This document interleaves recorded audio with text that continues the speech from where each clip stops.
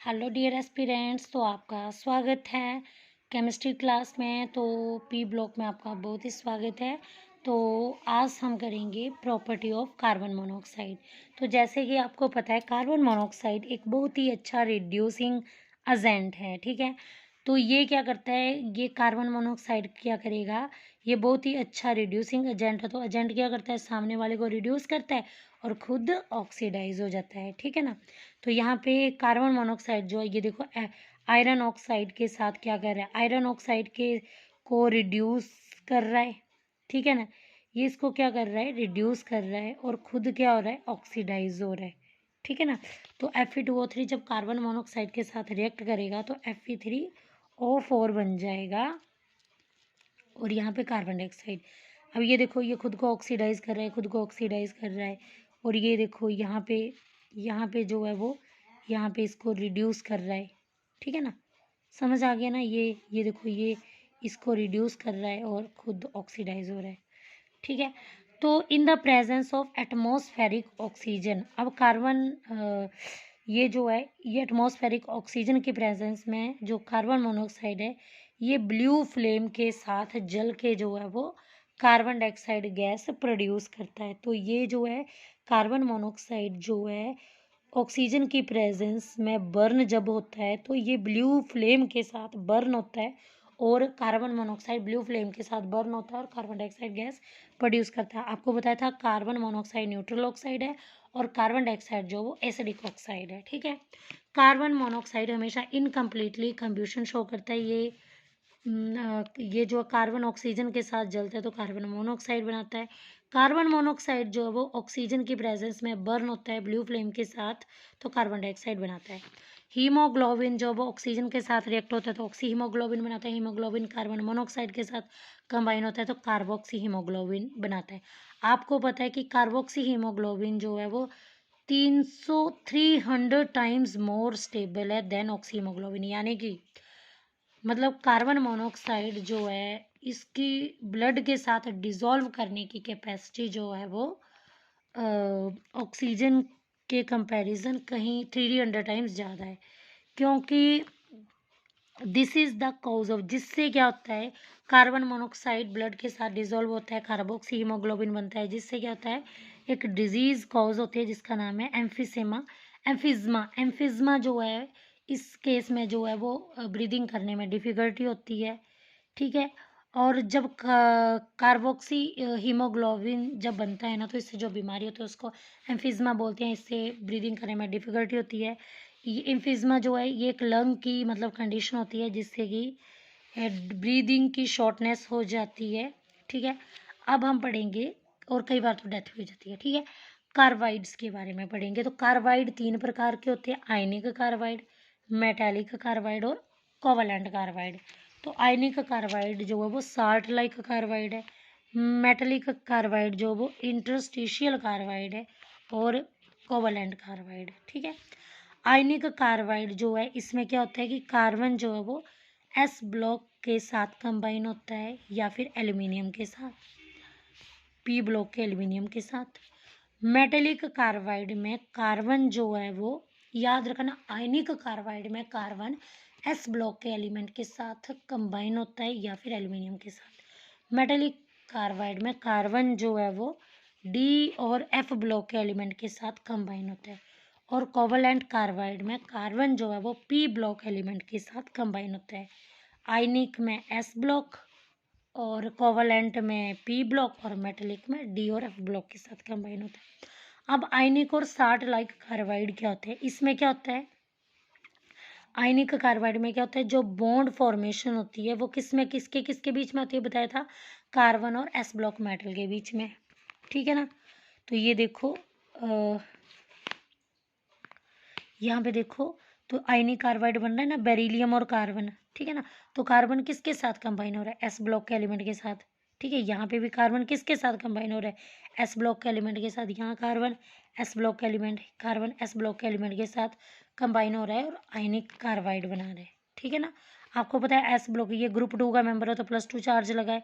Carbon जो है ये मतलब 14 ग्रुप 14 का मेंबर है, तो आपको पता ग्रुप 14 का मेंबर है तो 4 चार्ज लगेगा कार्बन के ऊपर। तो ये देखो आयनिक कार्बाइड बन गया ना, ठीक है, क्लियर हो गया।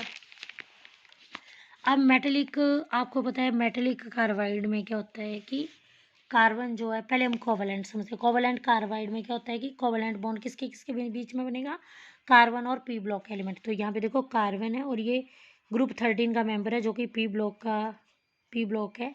तो कार्बन पी ब्लॉक के मेंबर के साथ कंबाइन हो रहा है, कार्बन जो है वो ये देखो पी ब्लॉक के मेंबर के साथ कंबाइन हो रहा है और कोवैलेंट कार्बाइड बना रहे हैं।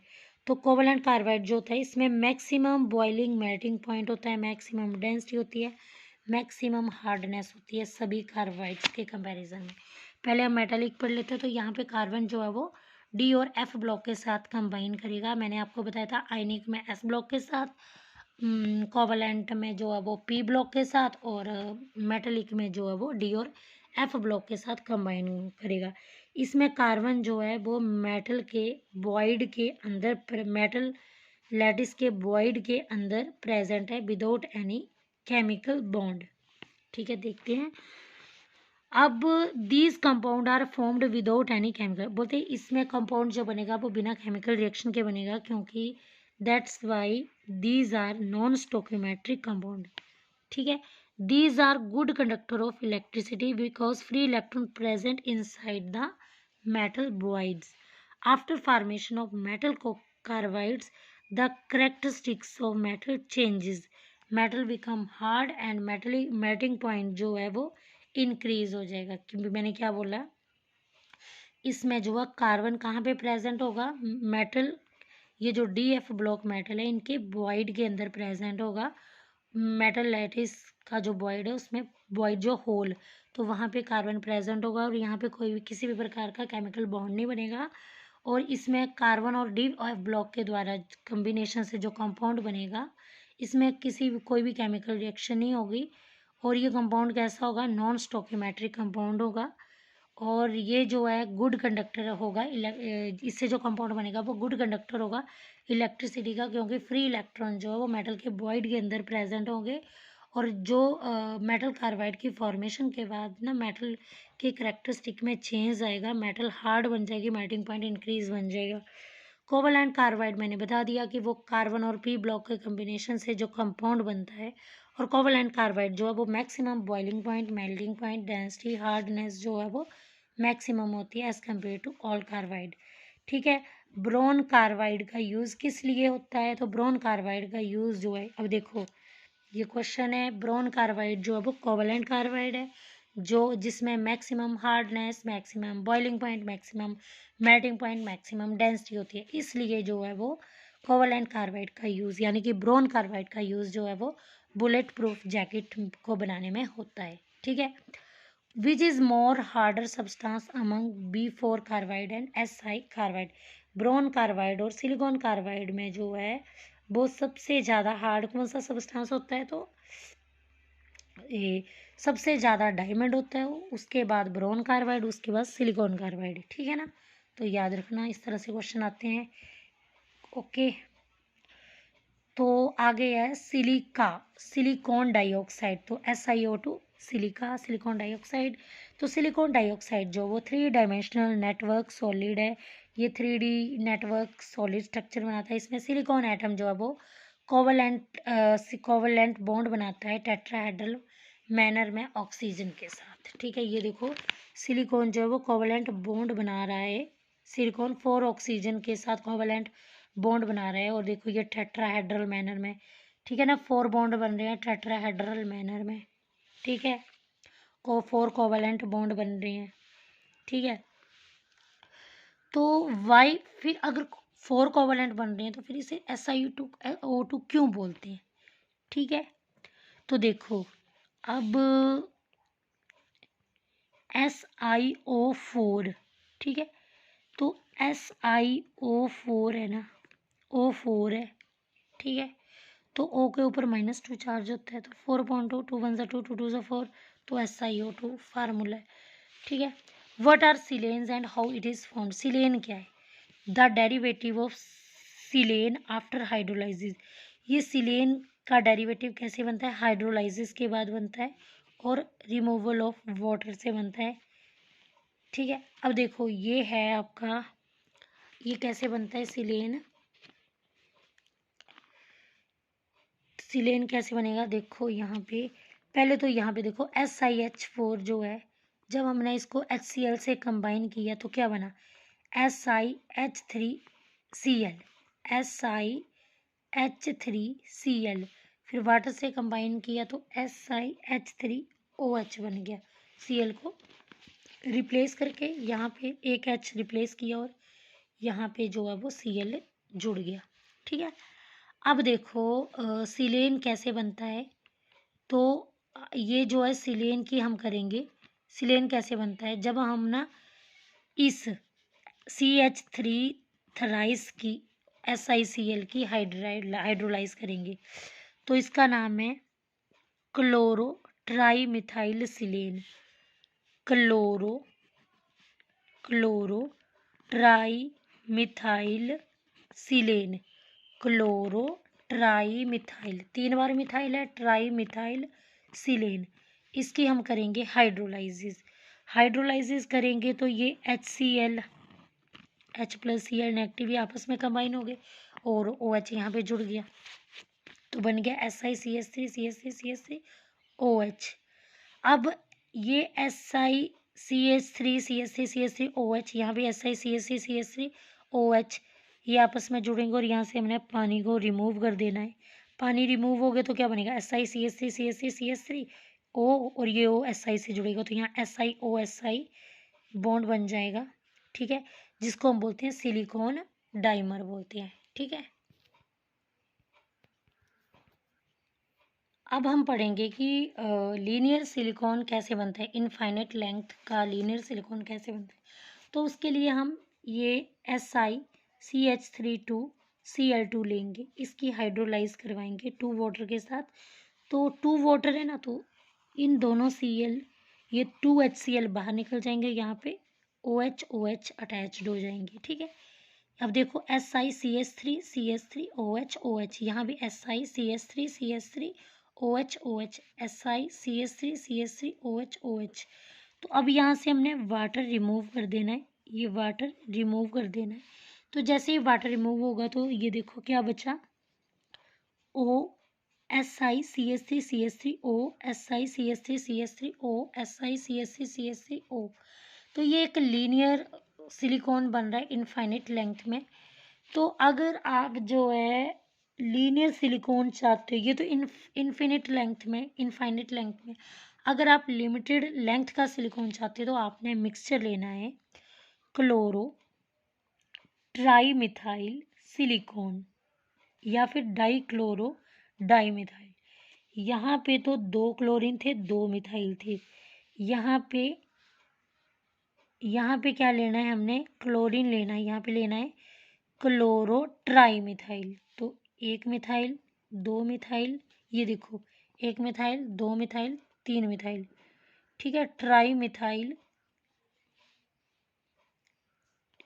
क्लोरो और सिलिकॉन, या आपने डाइक्लोरो डाइमिथाइल, ये देखो 2 क्लोरीन, आपने डाइक्लोरो डाइमिथाइल सिलिकॉन लेना या फिर ट्राईमिथाइल, मतलब दोनों में से कोई लेना। हमने डाइक्लोरो डाइमिथाइल सिलिकॉन लिया, फिर हमने ये ट्राईमिथाइल और ये OH है ना, फिर हमने इसको वाटर से रिएक्ट करवाया तो क्या बन गया, वाटर से रिएक्ट कराया तो क्या बन गया, ये डाइक्लोरो डाइमिथाइल सिलिकॉन लिया और इसको वाटर से रिएक्ट करवाया तो क्या बना, SiCH3CH3O, SiCH3CH3O। ये देखो क्या बन गया, ये बन गया ना लिमिटेड लेंथ का silicon. If we do control hydrolysis, अगर आपने डाइक्लोरो डाइमिथाइल सिलेन की हाइड्रोलाइसिस कंट्रोल करनी है तो आप जो है वी गेट साइक्लिक सिलिकॉन, हमें जो है वो हम साइक्लिक सिलिकॉन प्राप्त करेंगे जिसे सिलोक्सेन बोलते हैं। अब देखो SiCl2CH3 डाइक्लोरो डाइमिथाइल सिलिकॉन की हाइड्रोलाइज करवाएंगे और जब हमने इसकी हाइड्रोलाइज करवाई, ये बेटा सुनो, ये वाटर से रिएक्ट करके ये बना है, ये जो है ये वाटर के साथ रिएक्ट करके ये बना, फिर ये आपस में कंबाइन हुए और यहाँ पे वाटर वाटर रिमूव करके ये आ गया, फिर ये वाला स्ट्रक्चर बन गया। अब यहाँ पे डाइक्लोरो डाइमिथाइल सिलिकॉन को हम वाटर से रिएक्ट करवा रहे हैं।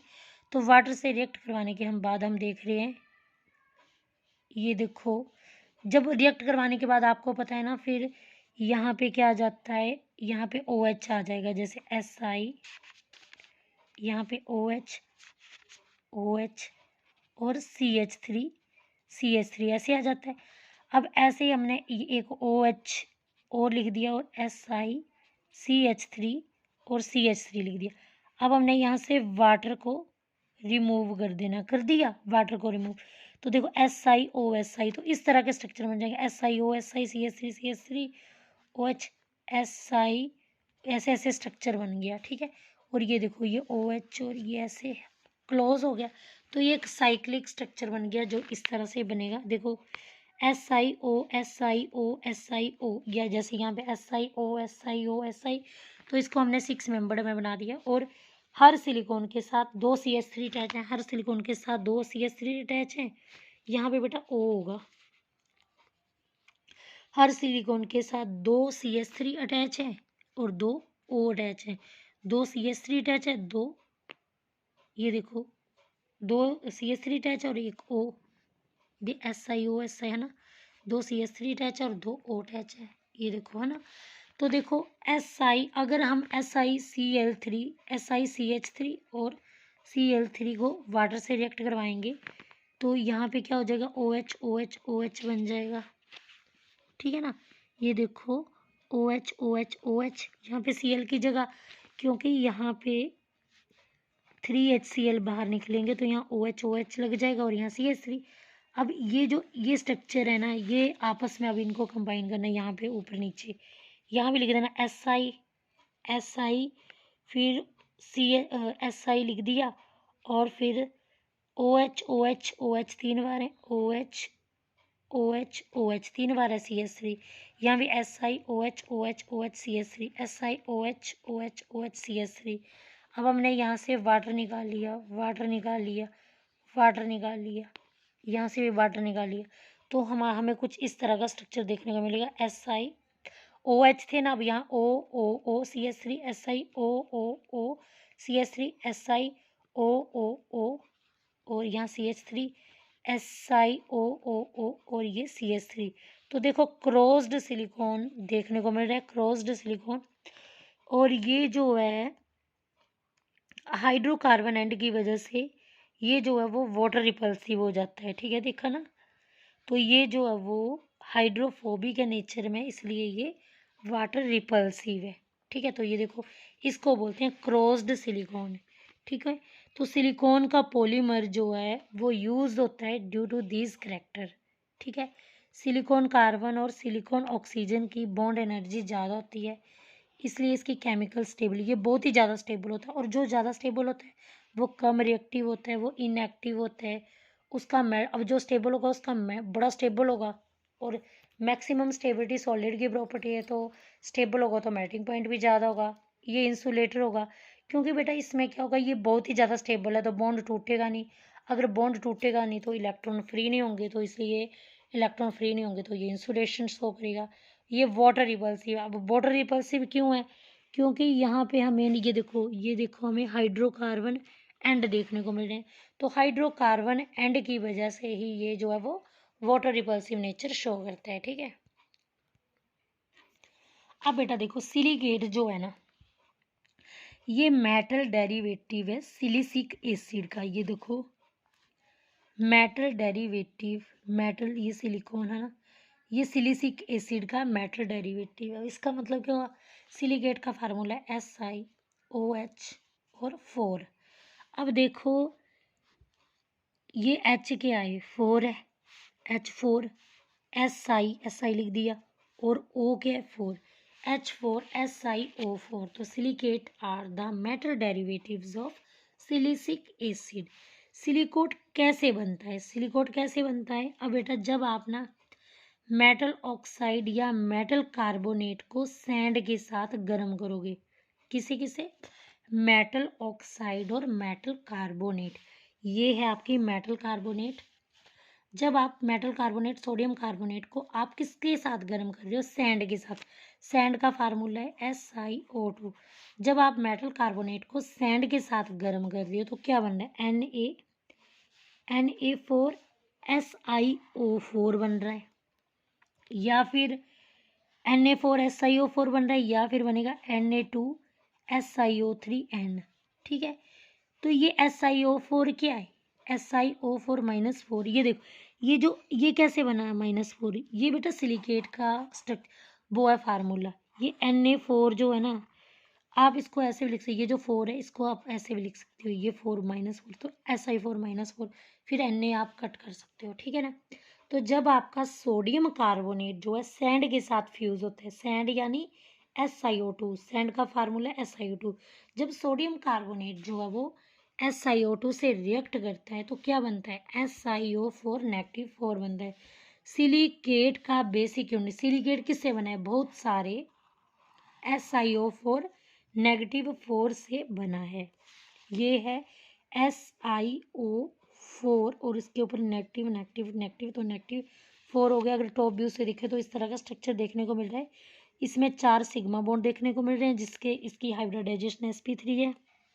इसकी शेप टेट्राहेड्रल है। अगर ये देखो, ये स्ट्रक्चर, ये डार्क में जो है वो Si है, और ये एक ऑक्सीजन, ये दूसरा, ये तीसरा, ये चौथा, ये एक नेगेटिव, दूसरा नेगेटिव, तीसरा नेगेटिव, चौथा, तो इससे बन गया SiO4 नेगेटिव। अब हम पढ़ेंगे टाइप ऑफ सिलिकेट्स के बारे में।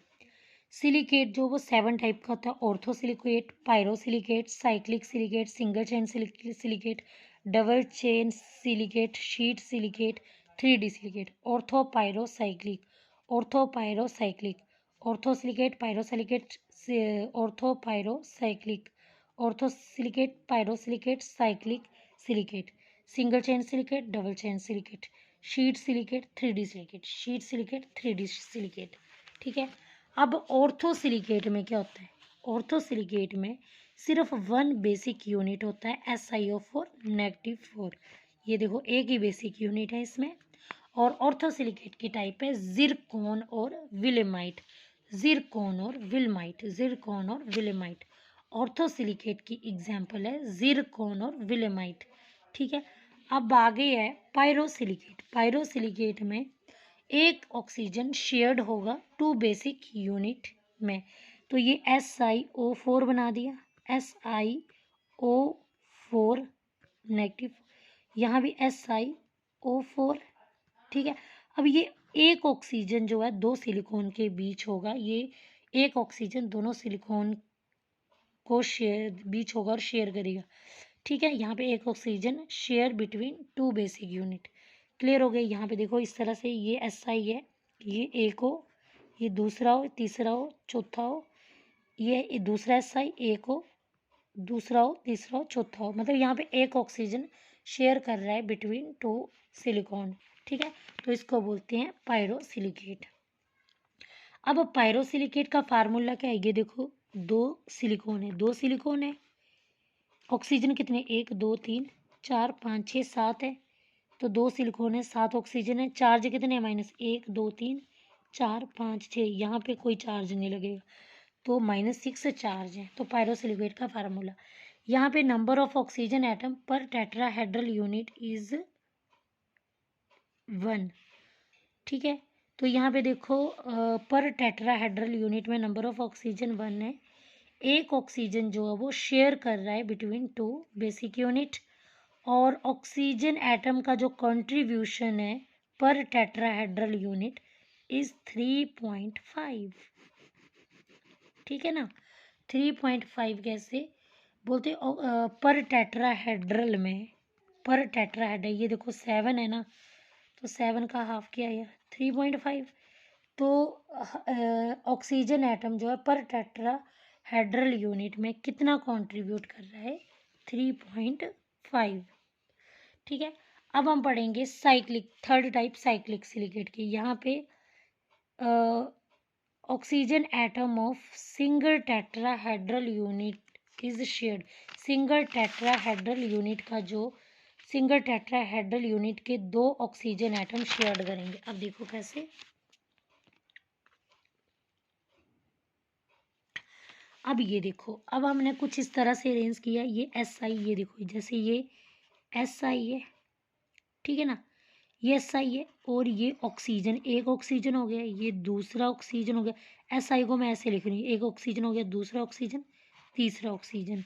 अब यहाँ पे SI, ठीक है ना, और ये देखो एक ऑक्सीजन, दूसरा ऑक्सीजन, तीसरा, ये देखो 1 2 3 4, ठीक है, ये एक ऑक्सीजन, दूसरा ऑक्सीजन, तीसरा ऑक्सीजन, चौथा ऑक्सीजन।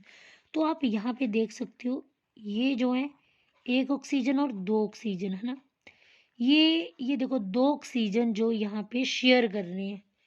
तो यहाँ पे देखो ये दो ऑक्सीजन शेयर कर रहे हैं। यहाँ पे देखो सिंगल टेट्राहेड्रल यूनिट के दो ऑक्सीजन एटम जो हैं वो शेयर कर रहे हैं, ठीक है। सिंगल टेट्राहेड्रल यूनिट के, सिंगल टेट्राहेड्रल, ये टेट्राहेड्रल यूनिट है ना, ठीक है, सिंगल टेट्राहेड्रल, यहाँ पे दो ऑक्सीजन एटम यूनिट शेयर कर रहे हैं। समझ आ गया। तो इससे बन जाता है बेटा, जो शेयर हो जाते हैं, जो शेयर कर रहा है, अब उसका चार्ज जो है वो खत्म हो जाता है। ये देखो ये टेट्राहेड्रल यूनिट में ये एक ऑक्सीजन और दो ऑक्सीजन जो है वो शेयर कर रहे हैं, तो इससे जब शेयर करने से इसका चार्ज खत्म हो जाता है। To calculate general formula just see on one unit, ये फार्मूला क्या है, ये देखो SiO3, ये देखो यहाँ पे SiO3 -2, जनरल फार्मूला देखो SiO3 और 2 -2, SiO3 -2, तो SiO3N, नंबर ऑफ SiO3 है ना, यहाँ पे भी SiO3 नंबर ऑफ SI है, और ये -2N, यहाँ पे नंबर ऑफ SiO3 है तो ये लिख दिया, और -2N। तो जनरल फार्मूला क्या है साइक्लिक सिलिकेट का, SiO3N -2N। अगर मान लो N नंबर ऑफ ये जो है वो 6 है, N जो है वो 6 है, जो आपके SiO3 हैं ये मान लो 6 है ना, N की जगह 6 पुट कर दो, ये 6 पुट कर दिया, ये 6 पुट कर दिया, -2N, तो -2 × 6, तो SiO3 6 और 2 6 12, तो -12, ठीक है। अब देखो SI जो है वो 6 और O जो है 6 3 18 और -12, तो अगर आपके पास N6 है तो आपका फार्मूला क्या बना साइक्लिक सिलिकेट का, Si6O18 -12, ठीक है। ओके, तो यहाँ पे देखो शेयरिंग ऑफ ऑक्सीजन एटम, तो 2 ऑक्सीजन एटम शेयरिंग कर रहे हैं, और कितने ऑक्सीजन एटम कंट्रीब्यूट कर रहे हैं, 1 2 3, 1 2 3, तो 3 ऑक्सीजन एटम कंट्रीब्यूट कर रहे हैं। समझ आ गया, ठीक है। तो अब हम पढ़ेंगे, हमारा साइक्लिक सिलिकेट हो गया, ठीक है, साइक्लिक सिलिकेट हो गया। अब हम पढ़ेंगे सिंगल चेन सिलिकेट के बारे में। बेटा ऐसे क्वेश्चन आते हैं कि कितने शेयर कर रहे हैं, कितने कंट्रीब्यूट कर रहे हैं, तो इसमें आपने ध्यान देना है। सिंगल चेन सिलिकेट को पायरोक्सीन सिलिकेट भी बोलते हैं, सिंगल चेन को पायरोक्सीन भी बोलते हैं, और इसकी एग्जाम्पल है डायोप्साइट, ठीक है। तो ये देखो SiO3 ये सिंगल चेन SiO3 ये नंबर ऑफ SiO3 हैं, ठीक है। अब ये तो शेयर हो रहा है, ये देखो ये माइनस माइनस चार्ज है ना, ठीक है, मतलब कि -2 चार्ज लगेगा। ये देखो जनरल फार्मूला क्या है सिंगल चेन सिलिकेट का, SiO3N और -2N, ठीक है। नंबर ऑफ, अब सिंगल चेन सिलिकेट में नंबर ऑफ यूनिट कितने हैं, तो इनफाइनिट है, और सिंगल चेन में इनफाइनिट होते हैं, और साइक्लिक सिलिकेट में कितने थे, साइक्लिक में फाइनिट थे नंबर ऑफ यूनिट्स, ठीक है, फाइनिट थे। तो आपने देखा कि सिंगल चेन में sharing of oxygen atom per unit, तो sharing of oxygen atom per unit जो है वो 2 है, और कंट्रीब्यूट कर रहे हैं 3, ठीक है। समझ आ गया, शेयरिंग कर रहे हैं 2 और कंट्रीब्यूट कर रहे हैं 3, समझ आ गया। ये देखो 1 2 3 शेयरिंग कर रहे हैं 2, ये देखो शेयर कर रहे हैं 2 और कंट्रीब्यूट कर रहे हैं 3, याद रखना। ओके, आ गया डबल चेन सिलिकेट को एम्फीबोल्स भी बोलते हैं, एम्फीबोल्स। और एग्जाम्पल है डबल चेन सिलिकेट का asbestos। इसमें हम 2 टाइप की यूनिट देखेंगे। इसमें 2 ऑक्सीजन जो है यहाँ पे भी शेयर कर रहे थे, 2 ऑक्सीजन शेयर करेंगे और 2 ऑक्सीजन एटम शेयर करेंगे SiO3 - 2 में, ठीक है। और 3 ऑक्सीजन एटम शेयर करेंगे SiO, ये देखो 1 मिनट, अब देखते हैं। ये देखो ये फार्मूला बन रहा है Si2O11/2 ठीक है, और Si4O11 - क्योंकि बेटा यहाँ पे देखो, यहाँ पे SiO के ऊपर 5/2 चार्ज है ना, और -1 ऐसे, और एक जो जिसमें 2 ऑक्सीजन एटम शेयर हो रहे हैं वो SiO3 - 2, ठीक है। अब देखो यहाँ पे ऑक्सीजन 3 है, यहाँ पे ऑक्सीजन 5/2 है, ठीक है ना। तो यहाँ पे क्या किया हमने, 3 + 5/2 को किया तो 11/2 आ गया, ठीक है। SI कितने हैं, 2 हो गए, इन दोनों को कंबाइन किया SI तो 2 हो गए हमारे। ऑक्सीजन कितने हुए, ऑक्सीजन हमारे 11/2 हुए और -3। अब मैंने इसको 2 से मल्टीप्लाई किया, मतलब इसका फ्रैक्शन हटाने के लिए, तो 2 2 ज़ा 4, SI4 हो गया और O क्या हो गया, 11 हो गया, और 2 3 ज़ा 6, तो SI4O11 - 6। तो जनरल फार्मूला हमारा क्या बना, क्योंकि बेटा आपके डबल चेन सिलिकेट में 2 टाइप के यूनिट थे, जिसमें 2 ऑक्सीजन शेयर कर रहा है वो SiO3 - 2, जिसमें 3 ऑक्सीजन शेयर कर रहा है वो है SiO5/2 - 1। अब इन दोनों को कंबाइन किया तो फार्मूला क्या बना, Si2O11/2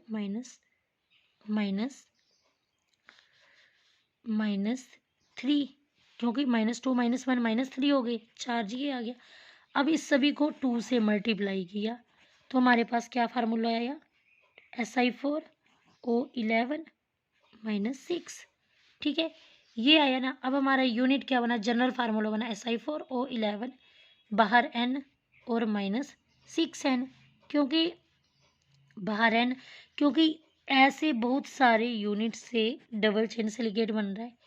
अब देखो sharing of oxygen atom per unit, तो एवरेज, अब देखो यहाँ पे 2 ऑक्सीजन, अब देखो 2 और 3 का एवरेज क्या बना, 2.5, ठीक है ना। अब यहाँ पे 2 ऑक्सीजन एटम शेयर हो रहे थे, यहाँ पे एक 2 यूनिट है ना डबल चेन सिलिकेट में, तो यहाँ पे 2 ऑक्सीजन शेयर हो रहे थे, यहाँ पे 3 हो रहे थे, तो 2 और 3 का एवरेज क्या बना, ये देखो 3 + 2/2, तो 5/2, 2 2 ज़ा 4, 2 5 ज़ा 10, तो 2.5 बना एवरेज। अब कंट्रीब्यूशन कितना बना ऑक्सीजन एटम पर यूनिट, तो 11/2 जो है वो कंट्रीब्यूशन बना, ठीक है ना। अब हम पढ़ेंगे शीट सिलिकेट के बारे में। शीट सिलिकेट की एग्जांपल है क्ले, टाक, मिकास, ठीक है। इसमें 3 ऑक्सीजन एटम शेयरिंग करते हैं, ठीक है।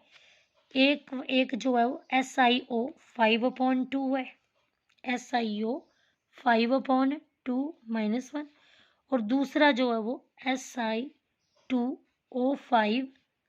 अच्छा, अब हमने इसको क्या किया, मल्टीप्लाई किया 2 से। अब शीट सिलिकेट में 3 ऑक्सीजन एटम शेयर करते हैं ना, ठीक है ना। तो देखो Si, थोड़ा बेटा मैं आपको बता देती हूँ, क्योंकि जहाँ जैसे क्वेश्चन आएंगे, तो ये देखो SiO5/2 -1, अब 2 से मल्टीप्लाई किया Si2, फ्रैक्शन हटाने के लिए O5 - 2, जनरल फार्मूला बना Si2O5n - 2n।